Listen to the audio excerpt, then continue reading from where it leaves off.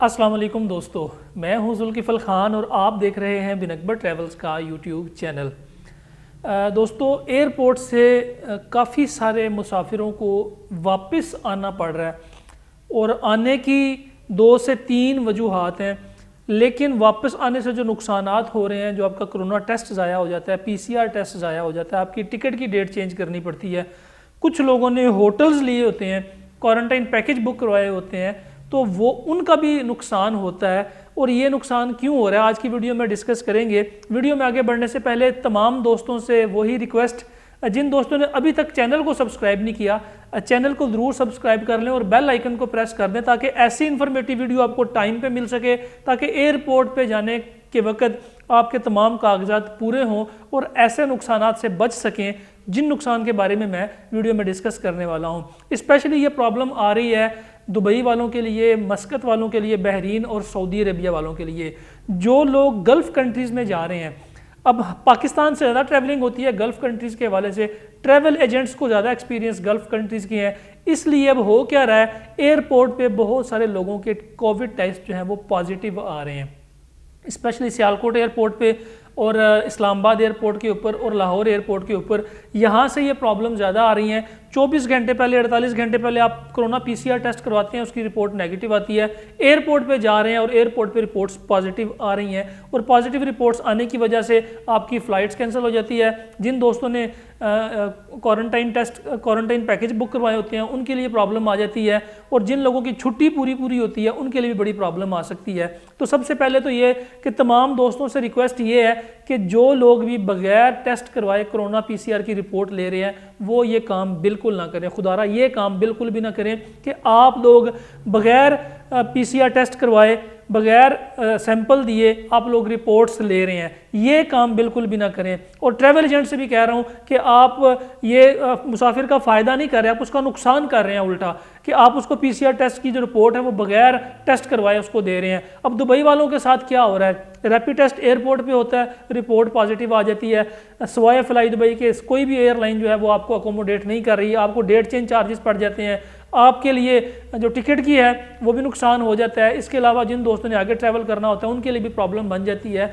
तो फिर होता क्या है कि आपका नुकसान दर नुकसान होता है। सिर्फ क्या PCR आपने रिपोर्ट जो है वो टेस्ट नहीं करवाया, अगर आपने PCR टेस्ट करवा लिया हो तो आपको वक्त से पहले पता चल जाएगा कि आपके अंदर रिपोर्ट पॉजिटिव है या नेगेटिव है। अगर पॉजिटिव है तो आप उस हिसाब से अपनी टिकट टाइम पे चेंज कर सकते हैं, एयरपोर्ट पे जाने की खज्जल ख्वारी से बच सकते हैं। जो दोस्त सऊदी अरब जा रहे हैं वो भी ऐसे ही कर रहे हैं, PCR रिपोर्ट जो है वो बगैर टेस्ट किए ले रहे हैं। जब सऊदी अरब पहुंचते हैं वहाँ पर जाके टेस्ट होता है, रिपोर्ट पॉजिटिव आ रही है, फ़ौरन से उनको क्वारंटाइन कर देते हैं और उनकी जो अपडेटेड है, अगर उन्होंने वैक्सीन लगवाई भी हुई है उसके बावजूद भी अगर वो रिपोर्ट पॉजिटिव आ जाती है तो उनको वो फिर नज़र में रखते हैं कि जी ये लोग जो है शायद उन्होंने वैक्सीन नहीं लगवाई, वैक्सीन लगवाए बगैर उन्होंने अपना वो वैक्सीन कार्ड जो है वो बनवा लिया है।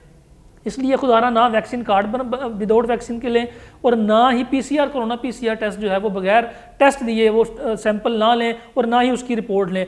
आपके लिए एयरपोर्ट पे बहुत सारी प्रॉब्लम्स आ रही हैं। हम चूँकि डेली टिकटिंग कर रहे हैं, डेली लोगों को टिकट्स इशू करके दे रहे हैं और तमाम लोगों से यही रिक्वेस्ट करते हैं कि भाई हम ये काम नहीं करते, आपने खुद अपना कोरोना PCR टेस्ट करवाना है और टेस्ट करवा के एयरपोर्ट पे पहुंचे, ताकि अगर एयरपोर्ट पे कोई प्रॉब्लम आती है रैपिड टेस्ट के अंदर तो फिर आप उस लेबॉर्ट्री से जाके बात करें, बजाय इसके कि आप एयरपोर्ट पे लड़ना शुरू कर दें।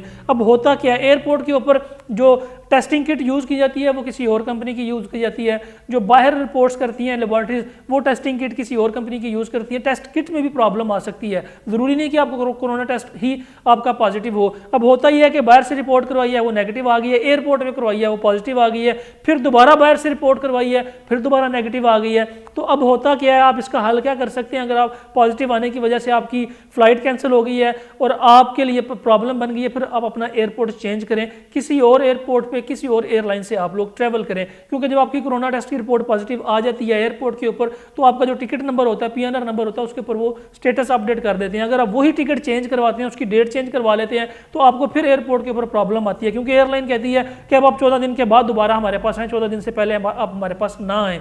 अगर आप उसी PNR के ऊपर, उसी टिकट के ऊपर डेट चेंज करेंगे तो फिर एयरपोर्ट पे जाएंगे 14 दिन से पहले, तो फिर आपके लिए प्रॉब्लम स्टार्ट हो जाएगी। अगर आपने दोबारा बाहर से रिपोर्ट कराई है और वो नेगेटिव आई है तो फिर आप अपनी एयरलाइन भी चेंज करें, एयरपोर्ट भी चेंज करें, नए एयरपोर्ट पे जाएं ताकि आपको ईजिली ट्रैवलिंग करने में प्रॉब्लम ना आए। जो लोग सऊदी अरब जा रहे हैं वो भी इसी तरह कर रहे हैं कि कोरोना टेस्ट की रिपोर्ट जो है वो ऐसे ही ले लेते हैं, फिर एयरपोर्ट पर जब पहुँचते हैं जद्दा में या रियाज में या दमाम पे, वहाँ पर जाके फिर मसले मसाइल आ रहे हैं और ये बहुत बड़ी प्रॉब्लम आ रही है। इसी तरह बाकी कंट्रीज़ के लिए भी है कि सिंपली आपसे ये बता रहा हूँ कि आप लोग ये काम जो 2 नंबरी वाला काम है ये ना ट्रैवल एजेंट करें और ना ही मुसाफिर हज़रात करें, ताकि किसी भी किस्म की प्रॉब्लम से आप बच सकें। फिलहाल के लिए इतना ही। अपना और अपने साथ रहने वालों का खास ख्याल रखिएगा। अपने इस चैनल का भी मुझे दें इजाज़त। अल्लाह हाफिज़।